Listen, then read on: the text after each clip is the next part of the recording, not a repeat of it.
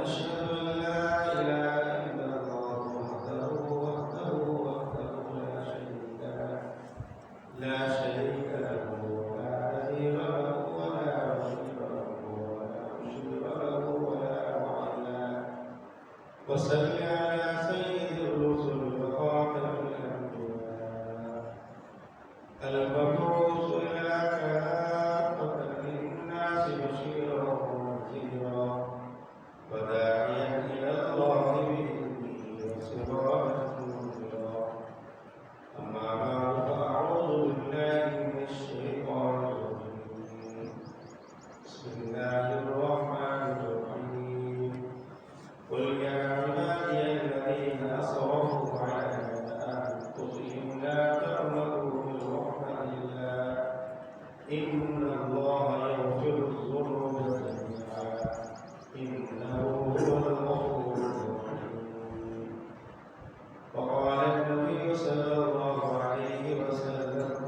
كل بني آدم خطاء وخير المخطئين التوابون وقال النبي صلى الله عليه وسلم التائب من ذنب لا ذنب له أو كما قال النبي صلى الله عليه وسلم سبحانك لا علم لنا إلا ما علمتنا إنك أنت العليم الحكيم رب اشرح لي صدري ويسر لي أمري واحلل عقدة من لساني يفقهوا قولي رب زدني علما رب زدني علما رب زدني علما رب يسر ولا تؤسر وتمم بالخير وبك نستعين سنقرئك فلا تنسى إلا ما شاء الله إنه يعلم الجهر وما يخفى ويسرك لليسرى فذكر إن نفعت الذكرى آمنت بالله صدق الله مولانا العظيم وصدق رسوله النبي الكريم ونحن على ذلك لمن الشاهدين والشاهدين والحمد لله رب العالمين ذوق شوق کے ساتھ ثواب ملنے سے نواز و شکر اللهم صل على محمد وعلى آل محمد كما صليت على إبراهيم وعلى آل إبراهيم إنك حميد مجيد اللهم بارك على محمد وعلى آل محمد كما باركت على إبراهيم وعلى آل إبراهيم إنك حميد مجيد اللهم صل على محمد وأنزله المقعد المقرب عندك يوم القيامة جزا الله عنا سيدنا محمدا صلى الله عليه وسلم وآله اللهم صل على محمد في أول كلامنا اللهم صل على محمد في أوسط كلامنا اللهم صل على محمد في آخر كلامنا يا رب وسلم وسلم دائما أبدا على حبيبك خير الخلق كلهم ہر قسم کی حمد و ثنا کے بعد قرآن کریم کی ایک آیت اور دو صفات کی تلاوت کی ہے۔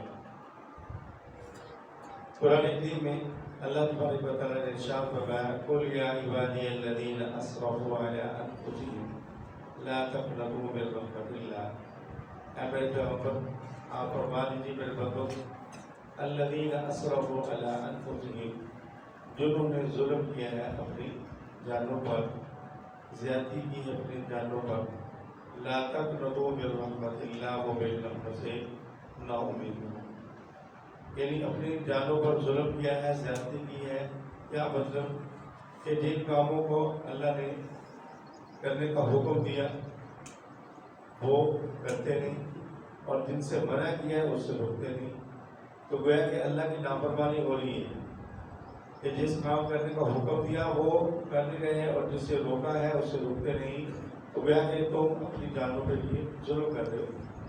اور اللہ نے اعلان کیا ہے کہ جو نیک اعمال کرے گا اللہ اس کا بدلہ دیں گے اور جو برے کرے گا اس کو سزا ملے گی، تو لہٰذا تم اپنی جان پر بھی زیادتی کر رہے ہو، اللہ کی نافرمانی کر رہے ہو۔ تو پھر بھی اللہ تعالیٰ نے فرمایا کہ لا تقنطوا من رحمت اللہ، میری رحمت سے نا امید۔ ان اللہ یغفر الذنوب جميعا، بے شک اللہ کی ذات بڑی ہی مغفرت والی ذات ہے، بخشنے والی ذات ہے، انہ هو الغفور الرحیم، بے شک وہ بخشنے والا مہربان۔ تو اس طرح اللہ کے نبی صلی اللہ علیہ وسلم نے فرمایا کل بنی آدم خطاء وخیر الخطائین التوابون، کہ ابن آدم خطا کار ہے، اس سے غلطی ہوگی، لیکن فرمایا اللہ کو وہ خطا کار بڑا اچھا لگتا ہے جو غلطی کے بعد، قصور ہونے کے بعد، گناہ ہونے کے بعد اللہ کی طرف رجوع کرتا ہے، کہتا ہے مولا مجھ سے یہ غلطی ہو گئی، جان بوجھ کر بیٹھا ہوں، یہ غلطی سے ہو گئی ہے، لیکن اللہ کی طرف وہ رجوع کرتا ہے تو اللہ فرماتے ہیں اللہ اس کو معاف کرنے والے ہیں۔ اور دوسری چیز میں فرمایا التائب من ذنب کمن لا ذنب لہ، کہ گناہوں سے توبہ کرنے والا ایسے ہی ہے جیسے اس نے گناہ کیا ہی نہیں، جیسے بچہ ماں کے پیٹ سے باہر آتا ہے وہ گناہوں سے بالکل محفوظ ہوتا ہے۔ تو اس طرح فرمایا کہ یوم ولدتہ امہ، تو جو آدمی توبہ کرنے کے بعد یعنی گناہ کے بعد توبہ کرتا ہے، پکی اور سچی توبہ کرتا ہے، تو وہ ایسے ہی ہو جاتا ہے جیسے اس نے گناہ کیے۔ تو رمضان المبارک کا یہ آخری جمعہ ہے، اللہ رب العزت جو ہے ہمیں مغفرت کے بہانے دے رہے ہیں، اور ہمیں چاہیے کہ ہم ان جو بالکل تھوڑے سے اوقات رہ گئے ہیں، لیکن 4-5 گھنٹے رہ گئے، ہم میں سے ہر آدمی کو چاہیے کہ وہ اللہ رب العزت کے رجوع کرے۔ وہ آدمی جو روزے نہیں رکھ سکے کسی وجہ سے نہیں رکھ سکے، اب بھی اللہ تبارک و تعالیٰ معاف کرنے کے لیے تیار بیٹھے، اب اپنے رب کے سامنے آ کر پکی اور سچی توبہ کر لیں، اللہ آئندہ کے لیے میں تیرے حکموں کو نہیں توڑوں گا، میں روزے بھی رکھوں گا، نمازیں بھی پڑھوں گا، اور آپ کے جو فرائض ہیں وہ بھی پورے کروں گا۔ تو اب اللہ کو عزت کی ذات بندے کو معاف کرنے کے لیے تیار ہے۔ اب اللہ کی طرف سے اعلان ہے کہ میں تمہیں معاف کرنے کے لیے بیٹھا ہوں، اب جو بھی آئے گا میں معاف کر دوں گا، اب اگر ہم نہیں جائیں گے تو ہمارا قصور ہے۔ تو لہٰذا اللہ رب العزت معافی کے لیے تیار ہے، صرف ہمارا انتظار ہے کہ میرے بندے میری طرف آ جائیں۔ اور اللہ کے نبی صلی اللہ علیہ وسلم نے قسم اٹھا کے یہ بات بتائی کہ اللہ رب العزت اپنے بندے کی توبہ سے اس بندے کی یعنی ایک واقعہ بیان کیا گیا کہ اللہ رب العزت اپنے بندے کی توبہ سے بڑا خوش ہوتے ہیں۔ اور پھر اسی طرح حدیث پاک میں واقعہ نقل کیا گیا کہ ایک آدمی ہو کہ وہ دور دراز کا سفر کر رہا ہو، اونٹ کا اس کا سفر ہو، اور اس کے کھانے پینے کا سامان اس کے اوپر باندھا ہوا ہو، اور وہ دور دراز کا سفر کر رہا ہے۔ دوپہر کے وقت وہ کسی جگہ جا کر سائے دار درخت کے نیچے بیٹھتا ہے اور کہتا ہے کہ تھکاوٹ ہو گئی ہے، اور کچھ دیر کے لیے وہ آرام کرنے کے لیے کسی سائے دار درخت کے نیچے لیٹ جاتا ہے، اور اس کی سواری بمائے سامان کے اس کے پاس تھی۔ اب یہ تھکاوٹ کی وجہ سے اس کی آنکھ لگ جاتی ہے، جب دوبارہ آنکھ کھلتی ہے تو دیکھتا ہے کہ اس کی سواری بمائے اس کے سامان کے رک گئے۔ اب یہ آدمی بڑا پریشان ہوتا ہے، ادھر ادھر بھاگتا ہے، تلاش کرتا ہے، لیکن اس کو اپنی سواری نہیں ملی۔ اب یہ آدمی بھوک کی وجہ سے بھی بڑا پریشان ہے، پیاس کی وجہ سے بڑا پریشان ہے، یہاں تک اس کو یقین ہو گیا کہ اب میری موت واقع ہونے والی ہے، چلے جائیں کہ میں یہاں ادھر ادھر پھروں، بہتر یہی ہے کہ جہاں جا کے میں لیٹا تھا وہیں جا کر لیٹ جاتا ہوں اور موت کا انتظار کرتا ہوں۔ اب یہ آدمی وہاں پر آ کر لیٹ جاتا ہے، اور جب اچانک اس کی آنکھ کھولتی ہے تو دیکھتا کہ سامنے اس کی سواری بمائے سامان کی کھڑی ہے۔ تو اللہ کے نبی صلی اللہ علیہ وسلم نے فرمایا اللہ کی قسم کہ اللہ تبارک و تعالیٰ کو بندہ جو توبہ کرتا ہے اللہ کو اتنی خوشی ہوتی ہے، جس کی اس آدمی کو جس کی سواری گم ہو گئی تھی دوبارہ اس کو مل گئی ہے، اس آدمی کو کتنی خوشی ہوگی، اللہ کو اپنے بندے کے ساتھ کتنی زیادہ، اس سے بھی زیادہ خوشی ہوتی ہے جب بندہ اللہ کے سامنے توبہ استغفار کرتا ہے اور گناہوں کی معافی مانگتا ہے۔ بلکہ فرمایا کہ اللہ کے نبی صلی اللہ علیہ وسلم نے کہ جب اس کو یہ سواری ملی تو اس کی خوشی کی انتہا یہ تھی کہ اس کو یہ بھی نہیں پتا کہ میں کن الفاظ کے ساتھ اپنے رب کا شکریہ ادا کر رہا ہوں۔ اس نے کہنا تھا اللہم انت ربی، اللہم انت ربی، اے اللہ تو میرا رب ہے، وانا عبدک، اور میں تیرا بندہ۔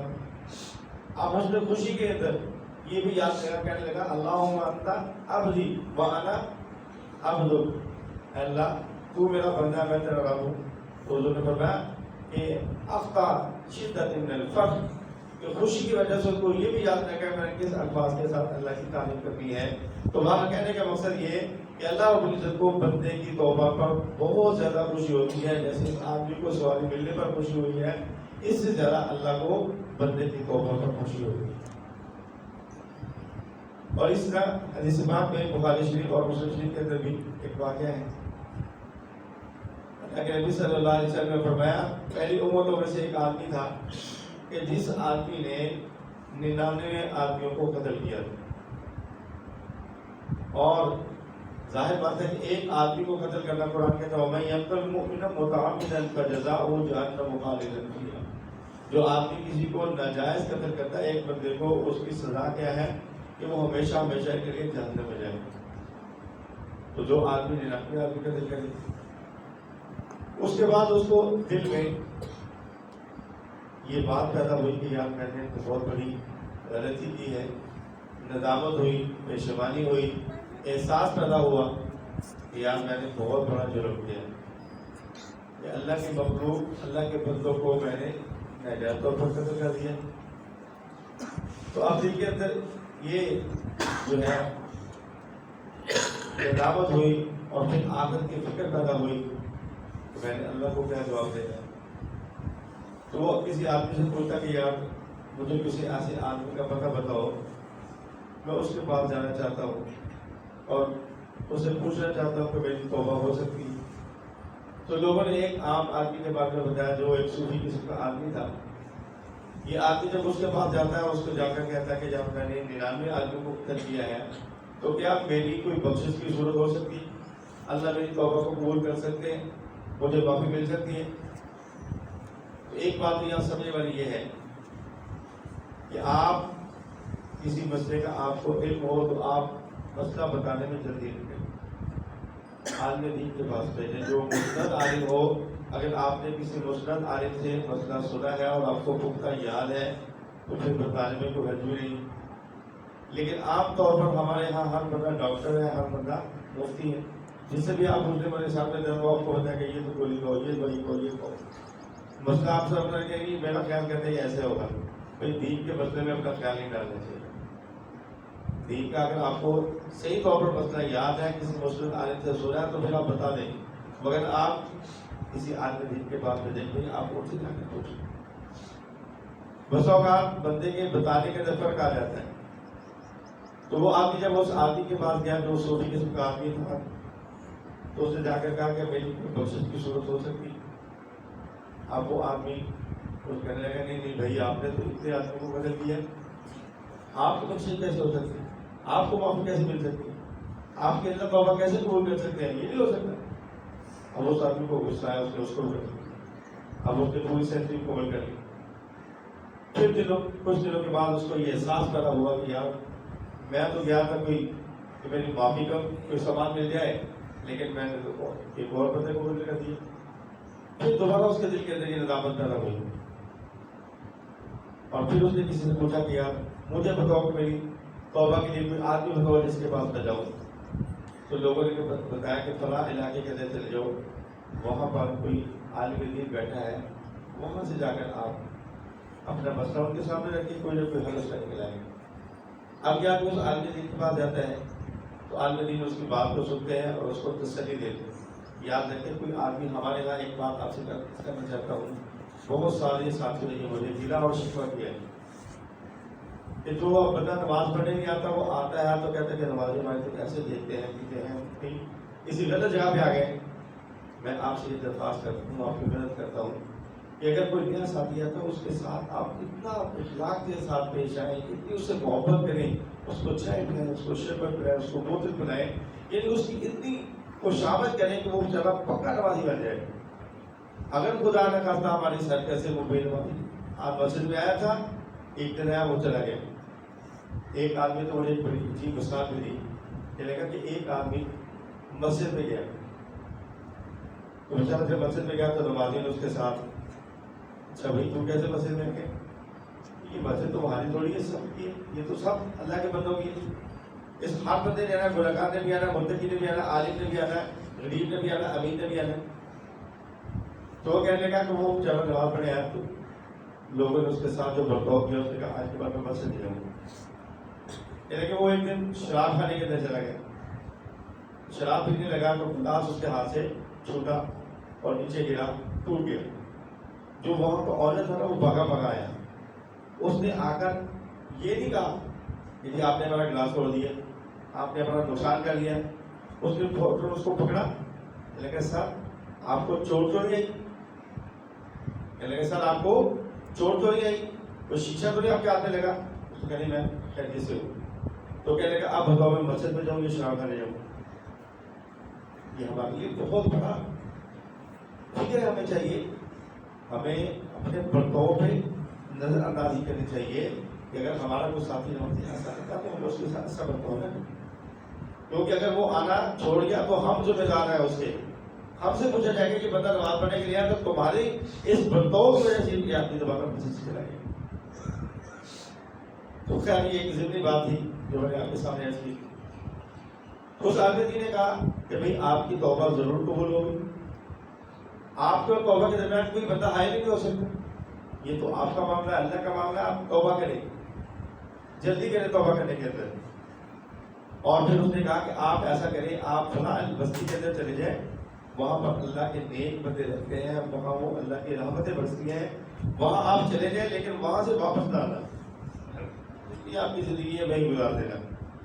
کیونکہ جہاں آپ رہتے ہیں یہ گناہ گاروں کی بستی ہے، تو لہٰذا آپ اس بستی میں رہیں جہاں اللہ کی رحمت برستی ہے. تو فرمایا یہ آدمی اس غرض سے اس بستی سے نکلتا ہے. ابھی یہ آدمی اس بستی میں پہنچتا نہیں ہے جہاں کو اس کو بتایا گیا تھا کہ فلاں بستی کے اندر اللہ کے ایک بندے رہتے ہیں، وہاں چلے جانا. اب راستے میں جا رہا کہ اس کی موت واقع ہو جاتی ہے. اب دونوں فرشتے جو جہنم والے ہیں وہ بھی آ جاتے ہیں اور جنت والے بھی آ جاتے ہیں. اب جنت والے کہتے ہیں کہ ہم نے اس کو لے کے جانا ہے، جہنم والے کہتے ہیں نہیں ہم اس کو لے کے جائیں گے. جنت والوں کو دلیل دی کہ اب یہ اس کو ندامت پیدا ہوئی ہے کہ توبہ کی غرض سے وہاں سے نکل پڑا ہے. اور وہ جو جہنم والے فرشتے وہ کہتے ہیں کہ نہیں بھائی ہماری دلیل کبھی ہے، اس آدمی نے 100 آدمی کو قتل کیا ہے، یہ تو معافی کے قابل ہے، اس نے تو ابھی توبہ نہیں کی. تو اللہ تبارک و تعالیٰ نے ایک فرشتہ بھیجا جس نے ان کے درمیان یعنی بطور ایک قاضی انہوں نے تسلیم کیا اس کو. پھر اس نے ان کو فیصلہ دیا کہ آپ ایسا کریں کہ زمین کو آپ ناپیں. اگر یہ آدمی اس بستی کے قریب ہے جہاں یہ جانا چاہتا ہے نیک بندوں کی، تو اگر یہ اس بستی کے قریب ہوگا تو جنت والے اس کو پھر سے لے کے جائیں گے. اور اگر یہ اس بستی کے قریب ہے جہاں سے یہ نکل کر آ رہا ہے تو پھر جنت والے پھر سے اس کو لے جائیں گے.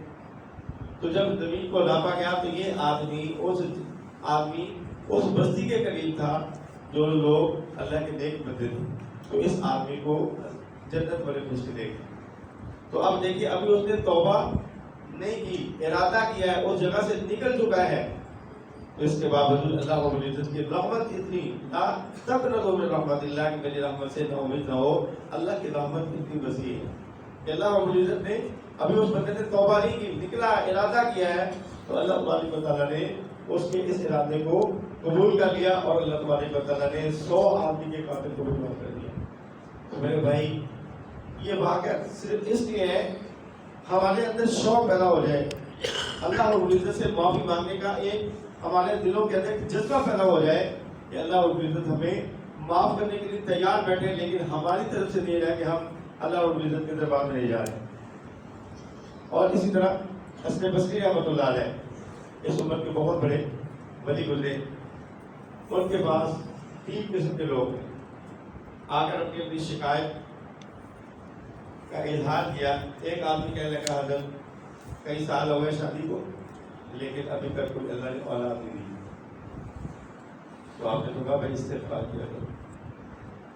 دوسرا آدمی آیا کہنے لگا حضرت کئی مہینے ہو گئے ہمارے یہاں بارش نہیں ہو رہی تو ہمارے کہاں سالی آ چکی ہے، زمینیں سوکھ چکی ہیں، انسان بھی پریشان ہے پانی کی وجہ سے، جانور بھی پریشان ہیں. تو آپ نے کہا بھائی استغفار کیا کرو. ایک تیسرا آدمی آیا، اس نے کہا ہمارا کاروبار بند ہے، کئی مہینے ہو گئے ہیں، ہم لاس کے اندر جا رہے ہیں، ہم قرضے کے نیچے دب چکے ہیں تو آپ نے فرمایا پھر استغفار کیا کرو. اب یہ آدمی چلے گئے تو جو وہاں بیٹھا ساتھی تھا اس نے ان کے جانے کے بعد حضرت حسن بصری رحمۃ اللہ علیہ سے عرض کیا حضرت 3 آدمی آئے مختلف سوال کیے اور آپ نے تینوں کو ایک ہی جواب دیا, اس کی وجہ؟ تو آپ نے فرمایا بھائی بات یہ ہے کہ جب انسان اللہ کی نافرمانی کرتا ہے تو اللہ کی ذات ناراض ہو جاتی ہے. جب اللہ ناراض ہوتے ہیں تو اللہ رب العزت زمین کی نعمتیں اور آسمان کی نعمتیں اللہ روک لیتے ہیں. تو لہذا میں نے ان سے یہی کہا کہ تم استغفار کرو, اللہ سے معافی مانگو, اللہ کے سامنے رو دو, تو انشاءاللہ اللہ تبارک و تعالیٰ تمہارے جتنے بھی معاملات ہیں ان کو اللہ ٹھیک کر دیں گے. اور اس طرح سورہ نور کے اندر حضرت نوح علیہ السلام نے عمر سے یہی بات کہی کہ فَقُلْتُ اسْتَغْفِرُوا رَبَّكُمْ إِنَّهُ كَانَ غَفَّارًا. اے میری امت میری بات نہیں تم مان رہے, کیونکہ حضرت نوح علیہ السلام وہ پیغمبر ہے جنہوں نے 950 سال اپنی امت کو اللہ کی توحید کا سبق دیا, درس دیا, لوگوں کو اللہ کی توحید کی طرف بلایا. یعنی اتنا لمبا عرصہ اللہ کی تبلیغ کی ہے, اللہ کی طرف بلایا ہے, لیکن پھر بھی فرمایا کہ فَقُلْتُ اسْتَغْفِرُوا رَبَّكُمْ إِنَّهُ كَانَ غَفَّارًا. اے میری امت میں تمہیں یہی کہتا ہوں کہ اللہ کے سامنے توبہ کرو, استغفار کرو. اور فرمایا وَيُمْدِدْكُمْ وَيُرْسِلِ السَّمَاءَ عَلَيْكُمْ مِدْرَارًا. اور پھر اللہ تبارک و تعالیٰ جو تمہاری نافرمانی کی وجہ سے تمہارے اوپر قحط ساری ہے, اور اللہ تبارک و تعالیٰ آسمان سے تمہاری بارش کو برسائیں گے, موسلادھار بارش دیں گے.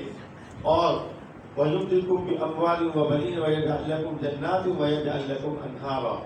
اور اللہ تبارک و تعالیٰ تمہیں بڑھا کے دیں گے مال بھی اور بیٹے بھی دیں گے, کہ نافرمانی کی وجہ سے جو تمہارے مالوں کے اندر نقصان ہوا اللہ وہ بھی پورا کر دیں گے. اور بیٹے بھی دیں گے کہ نافرمانی کی وجہ سے تمہاری عورتیں باز ہو چکی تھی, اللہ تمہیں بیٹے بھی دیں گے. اور اس طرح اللہ تمہارے لیے باغات بھی پیدا کروا دیں گے اور تمہاری پانی کی نہریں بھی دے دیں گے.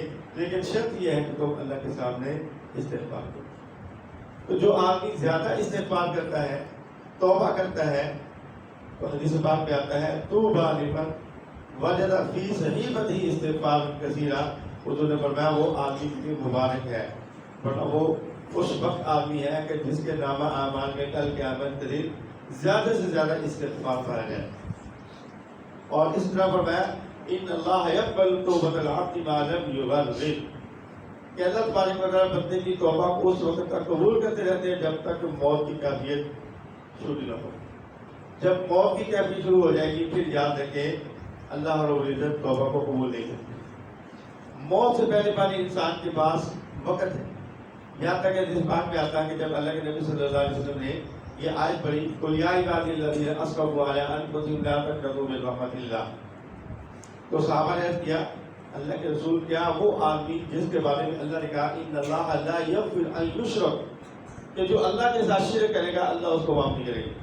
اتنا کہ جو لفظ ہے اس کے اندر قسم جتنا معنی کا وزن ہے, تو فرمایا کہ بے شک اللہ تبارک و تعالیٰ فرماتے کہ اللہ نے مشرک کو معاف نہیں کرنا. تو صحابہ نے کیا کہا اللہ کے رسول کیا اللہ مشرک آدمی کی توبہ قبول کر لیں گے؟ تو پہلے آپ خاموش رہے, پھر آپ نے فرمایا ہاں, 3 مرتبہ فرمایا ہاں اللہ مشرک آدمی کی بھی توبہ قبول کر لیں گے اگر وہ توبہ کرے گا. حالانکہ شرک بہت بڑا گناہ ہے. صورت بقرہ کے اندر یہ بات موجود ہے کہ بنی اسرائیل نے شرک کیا تھا, تو اللہ رب العزت نے فرمایا تھا کہ ایک دوسرے کو قتل کرو. وہ آدمی قتل کرے جنہوں نے جو توحید پر تھے, یہ ان کو قتل کرے جنہوں نے شرک کیا ہے. یعنی یہ اتنا بڑا جرم تھا, لیکن اللہ رب العزت نے فرمایا, اللہ کے نبی نے فرمایا کہ اگر بندہ شرک جیسے گناہ سے بھی توبہ کر لیتا تو اللہ اس کو بھی معاف کر دے گا. اور اس طرح فرمایا کہ حضرت موسیٰ علیہ السلام کے زمانے میں, کیونکہ اللہ رب العزت اپنے بندوں سے بہت زیادہ محبت کرتے. حضرت موسیٰ علیہ السلام کے زمانے میں بارش نہیں ہوتی, تو لوگ بڑے پریشان تھے. لوگوں نے حضرت موسیٰ علیہ السلام سے یہ عرض کیا کہ آپ اللہ پاک سے دعا کریں.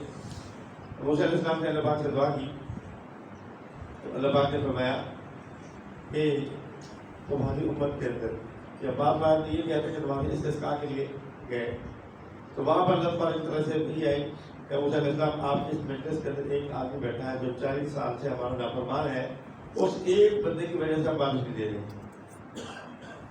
تو موسیٰ علیہ السلام نے اعلان کیا بڑے مجمع کے اندر کہ بھائی اللہ رب العزت کی طرف سے یہ مجھے پیغام ملا ہے کہ آپ کے اندر ایک آدمی ایسا بیٹھا ہے جو 40 سال سے اللہ کی نافرمانی کر رہا ہے، اس کی وجہ سے اللہ تبارک تعالیٰ نے بارش کو روکا ہوا ہے، تو لہٰذا وہ آدمی یہاں سے نکل جائے تاکہ سب کے لیے بارش آ جائے۔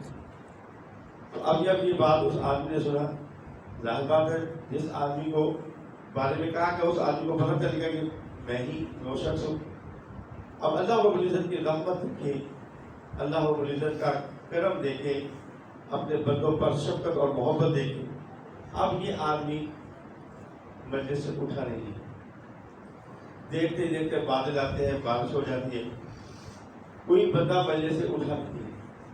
جب بارش ہو گئی تو موسیٰ علیہ السلام نے پھر عرض کیا اللہ پاک آپ کی طرف سے جو اعلان تھا، جو پیغام تھا وہ یہ تھا کہ ایک بندہ یہاں پر بیٹھا ہوا ہے، تو یہاں ہم نے دیکھا کہ کوئی بندہ مجلس سے اٹھ کر بھی نہیں گیا، لیکن آپ نے بارش برسا دی، اس میں کیا حکمت ہے؟ تو اللہ رب العزت کی طرف جواب آیا کہ موسیٰ اس بندے نے میرے ساتھ سلو کر لی، اس بندے نے میرے ساتھ سلو کر لی۔ اب اس بندے نے جب یہ اعلان ہوا، آپ نے اعلان کیا، اب وہ آدمی دل کے اندر اس نے میرے ساتھ رابطہ کیا، دل کے اندر میرے ساتھ رابطہ کیا، مولا اگر آج میں یہاں سے اٹھ کر جاتا ہوں، واقعی اس میں کوئی شک نہیں کہ میں آپ کا 40 سال سے نافرمانی کر رہا ہوں، لیکن یہ دنیا والے لوگ ہیں، یہ تو مجھے میرا سینا مشکل کر دیں گے، اگر میں اٹھ کے چلا جاتا ہوں تو یہ ان کی نظریں، ان کے ہاتھ، جس چوک سے گزروں گا، جس گلی سے گزروں گا، یہ لوگ مجھے اشارے ہو جا رہا ہے، ہو جا رہا ہے۔ اللہ میں آپ کے سامنے توبہ کرتا ہوں، آپ سے معافی مانگتا ہوں کہ میں آج کے بعد بالکل کوئی آپ کی نافرمانی نہیں کروں گا۔ تو اللہ نے فرمایا موسیٰ علیہ السلام اس نے میرے ساتھ سلو کر لی ہے، لہٰذا میں نے بارش برسا دی ہے، معاملہ ختم ہو گیا۔ موسیٰ علیہ السلام نے اس کے اللہ پاک چلو اس بندے کو مجھے نام بتا دیں، تو اللہ رب العزت کا جو جواب ہے وہ سونے کے پانی سے نکلنے والا ہے۔ فرمایا موسیٰ علیہ السلام 40 سال سے اس نے میری نافرمانی کی ہے، میں نے اس وقت تجھے نہیں بتایا، اب تو اس نے میرے ساتھ سلو کر لی، اب میں تجھے اس کا نام کیسے بتا دوں؟ تو دیکھیں اللہ رب العزت اپنے بندوں کے ساتھ اتنے شفیق ہیں، اتنے مہربان ہیں، بلکہ شیخ ابن قیم رحمہ اللہ نے ایک واقعہ نقل کیا ہے کہ کوئی اللہ کا بندہ ایک گلی سے گزر رہا تو دیکھا کہ ایک گھر کا دروازہ کھلا ہے، ایک ماں اپنے بچے کو دیکھ کر گھر سے باہر نکال رہی ہے، اور بچہ رو رہا ہے، چیخ رہا ہے، چلا رہا ہے اور رو بڑھا رہا ہے، اور والدین دھکا دینے کے بعد گھر کا دروازہ بند کر لیا، اور یہ بچہ روتا ہوا تھوڑی دور جاتا ہے، پھر سوچتا ہے کہ یار مجھے کون سنبھالے گا، کون مجھے کھانا دے گا، کون مجھے ماں جیسا پیار دے گا، اور پھر وہ روتا روتا آ کر اسی دروازے کی چوکھٹ پر سر رکھ کر لیٹ جاتا ہے۔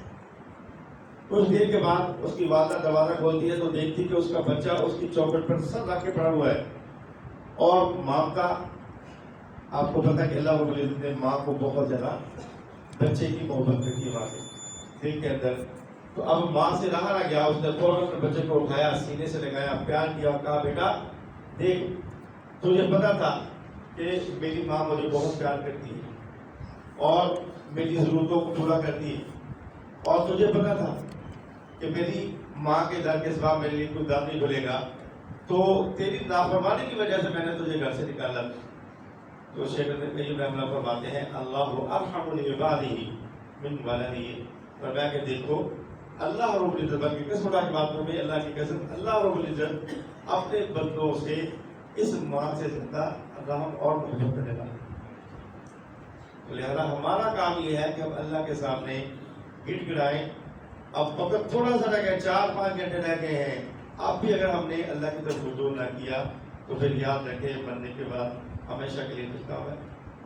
تو لہذا جو آدمی کسی وجہ سے روزہ نہیں رکھ سکے، کوئی اللہ کے حکموں کو توڑا، اب بھی ان کے پاس موقع ہے، اب بھی 4 گھنٹے باقی ہیں، 5 گھنٹے باقی ہیں، اب بھی اللہ کے سامنے اکیلے میں بیٹھ کر تنہائی میں بیٹھ کر بس اللہ کے سامنے اس بات کا اظہار کر دیں اللہ میں تیرا مجرم ہوں، میں قصوروار ہوں اللہ، لیکن تیری رحمت بڑی وسیع ہے، تیری رحمت ہم مسلمانوں کے لیے، کافروں کے لیے تو ہے نہیں۔